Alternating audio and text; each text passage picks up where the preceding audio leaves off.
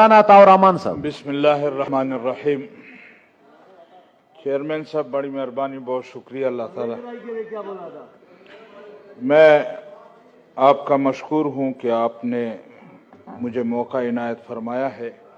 गुजारिश ये करना चाहता था कि गुज़श्ता 2-3 दिन से सवात में एक मरतबा फिर दहशतगर्दी की एक लहर आई है, जिसके नतीजे में छोटे बच्चे, स्कूल के बच्चों की वैन पर फायरिंग होती है और उसमें एक बंदा शहीद हो जाता है। हैरान हूं कि क्या एक मरतबा फिर सवात को गुज़श्ता माजी के हालात की तरफ धकेला जा रहा है। और मैं साथ साथ अर्ज करता चलूं कि सिर्फ सवात तक महदूद नहीं है ये बात।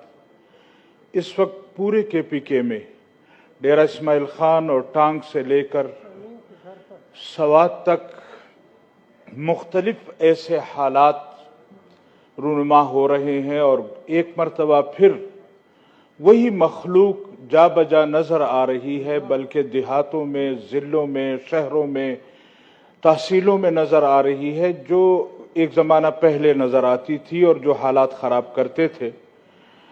तो हमें तो समझ नहीं आ रही कि क्यों एक मरतबा फिर सूबा खैबर पख्तूनख्वा या ज़िला सवात या हमारे पश्तून कौम को एक मरतबा फिर उस तरफ धकेला जा रहा है। चूंकि इस वक्त सूबा खैबर पख्तूनख्वा में हुकूमत, हमारे इन फाजिल मेंबरान जो अभी जिक्र कर रहे थे कि सारी कोताहियां ये मरकजी हुकूमत में है, तो मैं उनको याद दिलाना चाहता हूं कि हमारा सूबा खैबर पख्तूनख्वा गवर्नमेंट इस वक्त कहाँ है। वहाँ के स्कूल टीचर्स एहतजाज करते हैं तो उस पर ये लोग ऐसा वहशियाना तशद्दुद करते हैं, यानी कोई एहतजाज करे तो उस पर भी तशद्दुद, कोई अमन से जिंदगी गुजारे तो उसको घर में अमन की जिंदगी गुजार। No cross talk please, no cross talk. Mohsin साहब प्लीज। अमन की कोई अमन। No cross talk. चांडियो साहब प्लीज सुन लेता और रहमान साहब को, दोनों को कह रहा हूं सुन ले प्लीज। एक ये नहीं है, ये अभी भी वही दहशतगर्दी कर रहे हैं हजरत, कि यहां कोई अमन के हवाले से बात भी ना कर सके। अगर कोई अमन के हवाले से बात करेगा तो फिर ये शोर करेंगे जी। तो इस तरह नहीं होना चाहिए।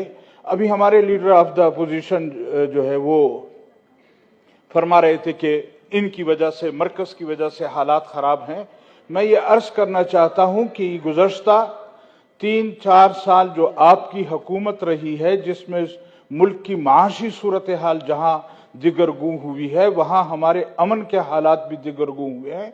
और फिर सूबा खैबर पख्तूनख्वा में तो खासकर पिछले 8-9 साल से आपकी हुकूमत है, और आज जिला सवात में इतना सब कुछ होने के बावजूद हमारा वजीर आला, जो खुद सवात का रहने वाला है, इतनी तकलीफ नहीं हुई कि वहां जा सके।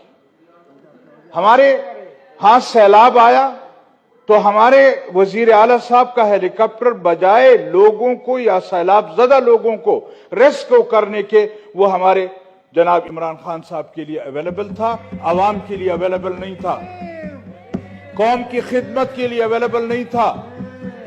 ये नहीं खिदमत कर रहे कौम की, तो लिहाजा ये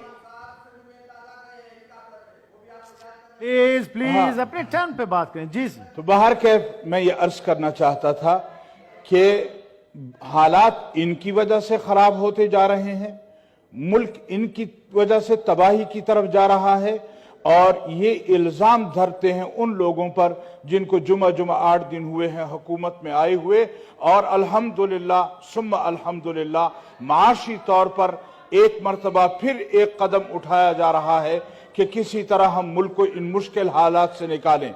चाहिए तो ये था कि ये नालायक अगर अपने दौर में कुछ नहीं कर सके तो कम से कम इन लोगों का रास्ता न रोके, इनके लिए रुकावट न बने।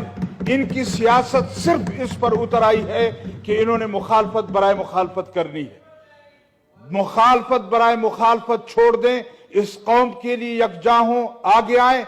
जब भी बात की जाती है 12 पार्टियां एक तरफ हैं, तो आपके इमरान खान साहब जब से आए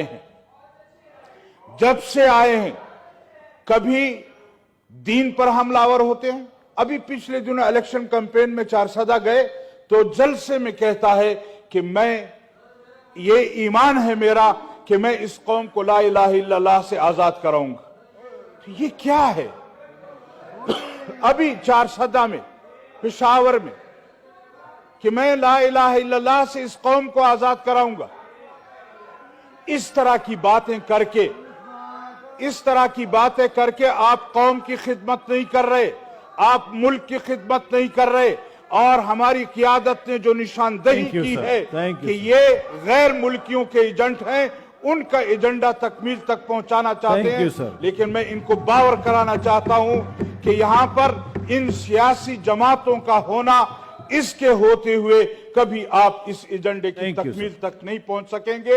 एक मर्तबा पहले भी कहा था कि हम आप लोगों का जनाजा पढ़ चुके हैं, इस मुर्दे घोड़े में अब फिर सांस नहीं डाली जा सकती। Order number 21